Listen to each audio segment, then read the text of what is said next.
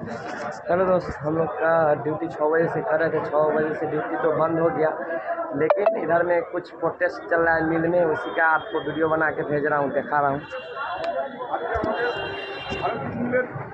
শ্রমিক সংগঠন থেকে বলছি যে আমাদের 3 দিন করে কাজ হচ্ছে। আমাদের এটা সরকারি জয়েন্ট ভেঞ্চার মিল। এখানে সব সামনের পুরো জায়গাটা ঘিরে নিয়ে বিল্ডিং করবে। সেখানে যে শাসক দল ছিল তাদের হয়তো মদত ছিল, কিন্তু এখন যে সরকার এসছে তাদের কোনো ভ্রুক্ষেপ নেই। তাদের নেতৃত্ব আসছে না, উপর মহলের নেতৃত্বরা আসছে না, এখানে দেখছে না পুরো মিলটাকে ঘিরে নিয়ে। হ্যাঁ, পুরো মিলটাকে ঘিরে নিয়ে এরা ফ্ল্যাট করবে। শ্রমিকের 3 দিন করে কাজ হচ্ছে, 26% আছে সরকারের, তার তো কোনো গাছ কেটে দিয়েছে। ঠিক আছে। এই এরিয়ার মধ্যে আমাদের কত বড় বড় গাছ ছিল, যে এক একটা গাছের বয়স 70 থেকে 80 বছর। সেই সব গাছ ওনারা কেটে পরিষ্কার করে দিয়েছে। হ্যাঁ, একটাও গাছ নেই যাতে আমরা কোথাও গিয়ে যে দাঁড়াবো সেরকমও পজিশন নেই। কোয়ার্টারের যা অবস্থা, কোয়ার্টারে আমরা যেতেও পারছি না, এবং কোয়ার্টারের রাস্তাও নেই, বাথরুম পায়খানাও ঠিক নেই, ঘরগুলোও ঠিক নেই। অথচ ওনারা বেআইনিভাবে আমাদের কোয়ার্টারের ভাড়া কাটছেন, যেটা কোনো রকমই নিয়ম নয়। আমাদের কোয়ার্টারের নিয়ম হচ্ছে কোয়ার্টারের 5% যে ভাড়া হয় সেই ভাড়ার 50% দেবে কোম্পানি, 50% আমাদের দিয়ে দেবে।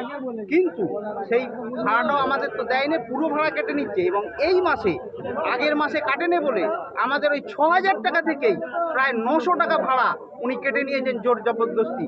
আপনি বলুন, 5,000 টাকায় কি আমাদের সংসার চলবে সারা মাস?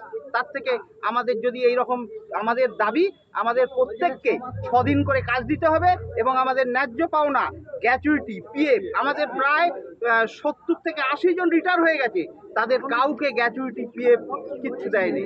এসটিএলও দেয়নি। এসটিএল দিচ্ছে, এসটিএল এর বিল দিচ্ছে না। এটা একটা পরিকল্পিত চক্রান্ত, যে আগামী দিন আমাদের এসটিএল না হলে তাহলে গ্র্যাচুইটির পয়সা দেওয়া হবে না। এটা পরিকল্পিতভাবে চক্রান্ত করছেন, যে আমরা কোনোভাবে না প্রমাণ করতে পারি যে আমাদের এসটিএল হয়েছিল, তাহলে গ্র্যাচুইটির পয়সা দেওয়ার কোনো মানেই দাবি করতে পারবো না। শুধু তাই নয়, আমাদের এমন পজিশনে দাঁড় করিয়েছে, কাজের প্রেশার, একটা সেকেন্ড ওনারা যা বলছেন আমরা তাই মেনে নিয়েছি, অনেক প্রেশার নিয়েছি, কিন্তু এখন পয়সাও দিচ্ছে না এবং আমাদের কোনো রকমভাবে কথাও শুনছে না। আমরা এই হাওড়া শহরের বুকে 5,000 টাকায় কি আমাদের সংসার চলে? কখনোই চলতে পারে না। 70 জনের মতো রিটায়ার হয়ে গেছে, তাদের একটা কাউকে গ্র্যাচুইটির পয়সা দেয়নি। এবং একজন কেস করেছিল, হাইকোর্টে সে জিতেছে, তাকে আবার ওনারা সুপ্রিম কোর্টে পাঠিয়েছেন। একটা লোক 1.5 লাখ টাকা গ্র্যাচুইটি পাবে, সে সুপ্রিম কোর্টে কেস করতে যাবে ওই 1.5 লাখ টাকার জন্যে। তাহলে বলুন এরা কীরকম ধরনের মানুষ? হ্যাঁ, আমরা চাই, এই কোম্পানি যখন এসছিল তখন প্রথম মিটিংয়ে বলেছিল আমরা এই ফ্যাক্টরির মালিক নয়, আমরা শুধু চালাতে এসছি। আমাদের ডিএলসি থেকে চালাতে অর্ডার দিয়েছে। চালাতেই যদি অর্ডার দিয়েছে, আপনি এত পাঁচিল দিয়ে ঘেরছেন, এত পুকুর ভরাট করে দিচ্ছেন, গাছ কেটে দিচ্ছেন, তাহলে চালানার এইটাই কি নমুনা? আর চালাতেই যদি এসছেন, শ্রমিক মেরে চালানা? শ্রমিককে তো ঠিকভাবে খেতে দিতে হবে, সে খাবার নেই।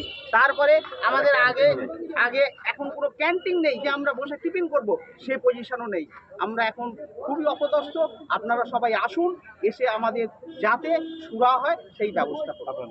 আমার নাম বিমল দাস, ভারত জুটের প্রিপেয়ারিং ডিপার্টমেন্ট। আর একটা কথা বলছে যে মন্ত্রীর কাছে চলে যাও।